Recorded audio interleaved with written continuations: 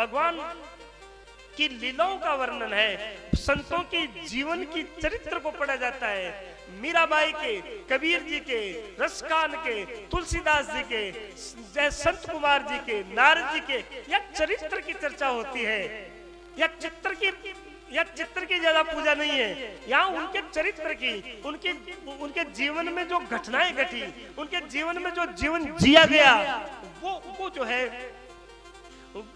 वो घटना, वो कथाएं हमको यहाँ सुनने को मिलती है। तो सूत प्राणी महाराज नैमिषारण्य का मतलब है कि एक बार सारे महापुरुषों ने मिलकर के ब्रह्मदेव से ये कहा कि हमको ऐसी जगह बताओ जहां पर हम भगवान की कथा सुन सके, जहां पर हम सत्संग कर सके, जहां पर हमारा ध्यानस्थ हो सके, जहां पर हम ध्यान कर सके, पूजा पाठ कर सके। तो कहते हैं कि भगवान ने चक्कर छोड़ा और वो चक्कर चारों ब्रह्मांड में घूमता घूमता नैमिषारण्य में आकर के रुक गया। निमिष का मतलब होता है कि एक मिनट में, एक सेकंड में 3 निमेष होते हैं।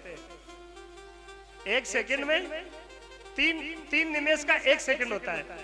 तो कहते हैं कि वो वहां आकर के रुक गया और जहां एक निमेष के लिए वहां रुका, उसी का नाम नैमिषारण्य हो गया।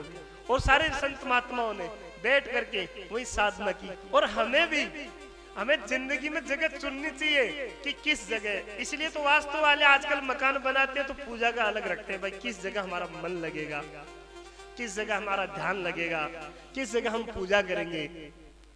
इसलिए हमारा मन जहां ठहर जाए, जहां हमारा चित्त रुक जाए, जहां हमारा दिल दिमाग एकाग्र हो जाए, वहां बैठ करके हमें भी ध्यान करना चाहिए, वहां भी हमें सत्संग सुनना चाहिए और वहां भी कथा में जाना चाहिए। कथा का मतलब, कथा ये शब्द है ना, संस्कृत शब्द है। कै का मतलब होता है ईश्वर और था का मतलब होता है एकाग्र, अर्थात रोकना, स्थगित। यानी ईश्वर की, परमात्मा की भक्ति में ये मन को रोकने का जो उपक्रम है, रोकने की जो चर्चाएं हैं, बस उसी का नाम कथा है। कैसे भी इस मन को भगवान में लगा करके रोका जाए, उसका नाम कथा है। और ये कथा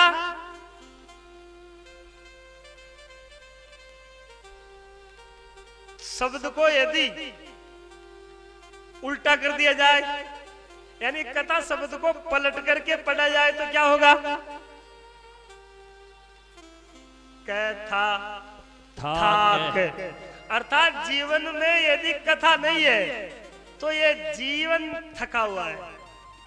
इस जीवन में पौरस, इस जीवन में ताकत, इसमें उत्साह, इसमें लगन और इसमें इसका जो जीवन का जो हर्ष उल्लास है वो कथा से आता है। कथा में इस जीव की बैटरी चार्ज होती है। अच्छा, पान खाने वाले लोग जानते हैं, जो लोग पान खाते हैं वो लोग पान में कथा लगाते हैं और कथा लगाने से, पान खाने से होठों पे चमक आ जाती है, होठ लाल हो जाते हैं। ऐसे ही लाली मेरे लाल की, जा देखूं तित लाल, लाली देखकर मैं गई और मैं भी हो गई लाल। ऐसे ही जो जीवन में पान खाने वाले के होठ चमकते हैं, ऐसे ही जिसके जीवन में ये कथा आ जाती है, जिनके जीवन में संत आ जाते हैं, जिनके जीवन में सत्संग आ जाती है, जिनके जीवन में ये धर्म आ जाता है, उसका जीवन भी चमकना शुरू हो जाता है। तो नैमिषारण्य, उस वन में, अरण्य में सूत प्राणी महाराज व्यास गादी पर विराजमान है और सोनक जी बहुत बड़े ऋषि, बहुत बड़े श्रोता, बहुत बड़े ज्ञानी हैं। लेकिन फिर भी उन्होंने प्रश्न किया है। ऐसा नहीं कि वो जानते नहीं थे, उनके प्रश्न करने में हम सबका कल्याण था, हम सब लोगों का कल्याण छिपा हुआ था।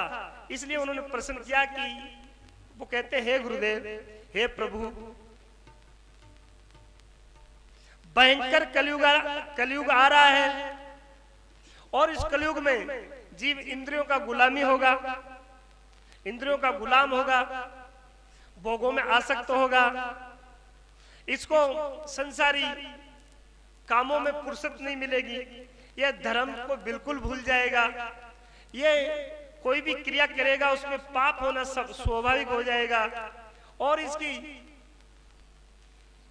इसकी जो दिनचर्या है वो धीरे धीरे परमार्थ से हट जाएगी और ये पूरा जीव स्वार्थी बन करके इस संसार में फंस जाएगा।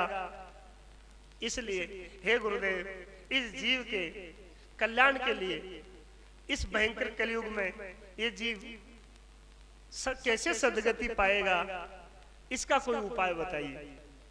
और उन्होंने गुरु इष्ट को जो है, गुरुदेव को जो है उन्होंने स्तुति की है, मंगलाचरण किया है। परम पूज्य श्री गुरुदेव जी ने एक भजन लिखा है, उसमें प्रणाम लिखा है। अरे भव तारण वाले सतगुरु को प्रणाम सदा मैं करता हूँ।